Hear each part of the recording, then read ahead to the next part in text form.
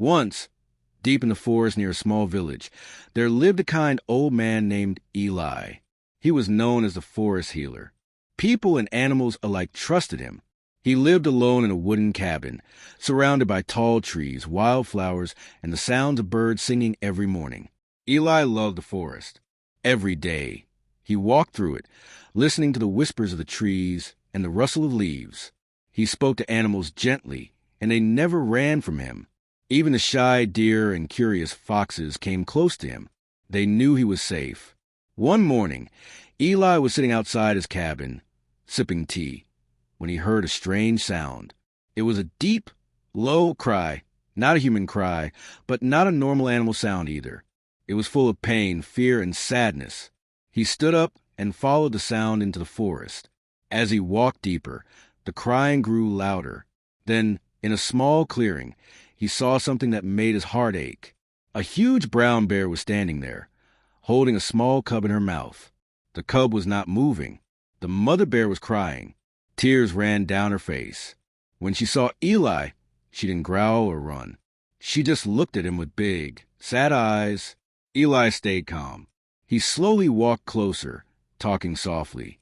"It's okay," he said. "I'm here to help." The bear gently laid her cub on the ground and stepped back. Eli knelt down and looked at the cub. Its eyes were closed. It was barely breathing.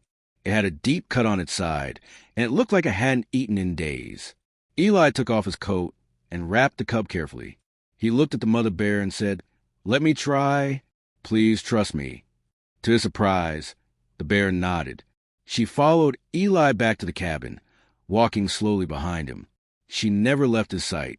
Back at the cabin, Eli cleaned the cub's wound.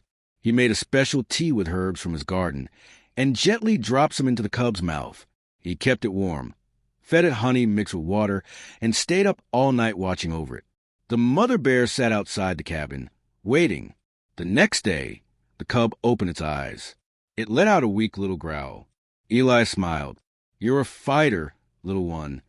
He stepped outside and called to the mother bear. She stood up quickly and came to the door.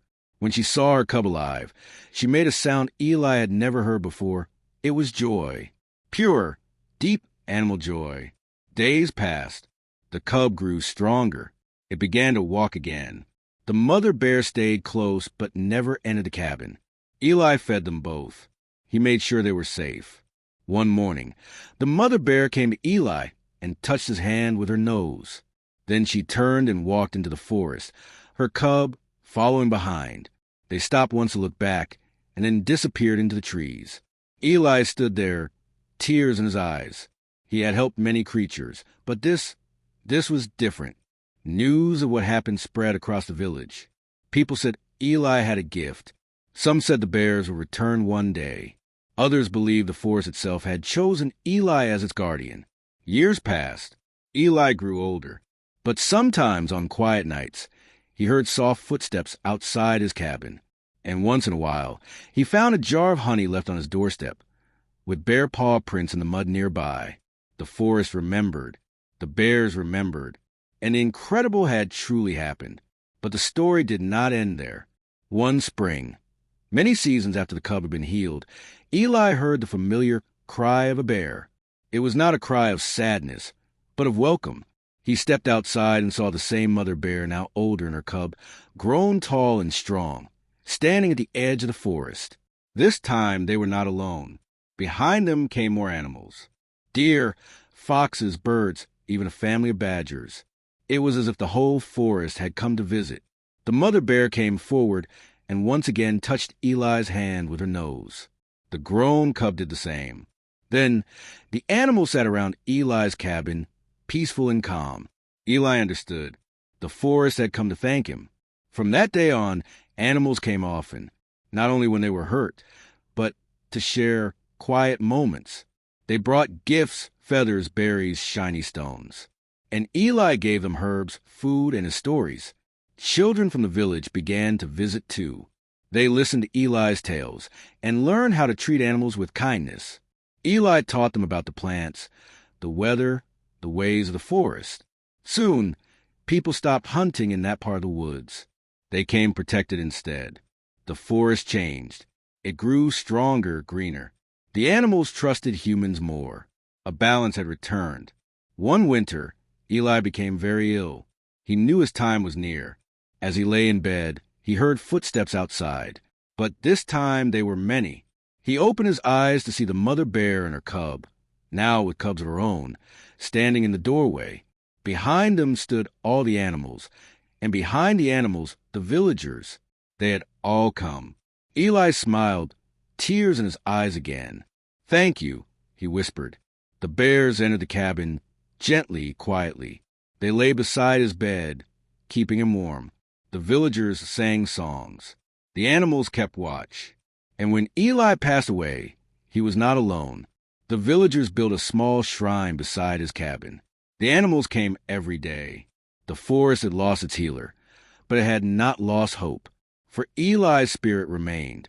They said if you walked quietly in that forest, you could still hear him, in the wind through the trees, in the whisper of leaves, in the gentle steps of animals that no longer feared. And sometimes, on a full moon night, a jar of honey would appear by the old cabin, a gift from the bears, for the man who once saved a dying cub, and in doing so, saved the heart of the forest. Many years passed. The forest had changed, but the cabin still stood. It had become a place of learning, healing, and peace. Children of the village grew up hearing stories of the old man and the bear. Some even became healers themselves. One such child was a girl named Mira. She had listened closely to the old tales and wanted to walk the same path.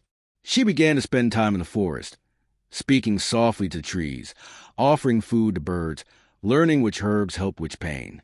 One day, she found a small wounded owl on the path. It had a broken wing. Mira picked it up gently and carried it to the old cabin, where she had made a little space to care for animals. She wrapped the wing and whispered, "You'll be okay. Eli helped so many. I'll help too." That night, a large bear watched from the trees. It was one of the cubs from long ago. It saw Mira and nodded slowly before disappearing back into the woods. From then on, Mira became the forest's new healer. Animals came to her. The villagers trusted her, and the forest was alive with warmth, peace, and balance once more. Eli's story had become a part of the forest's soul, passed down from generation to generation. And the spirit of kindness lived on, not just in stories, but in real hearts. And still, every now and then, when the moon was bright and the night was still, the wind would carry a soft voice. "It's okay. I'm here to help." The forest listened. The animals listened. And they remembered the man who once healed a dying cub and changed the world with kindness.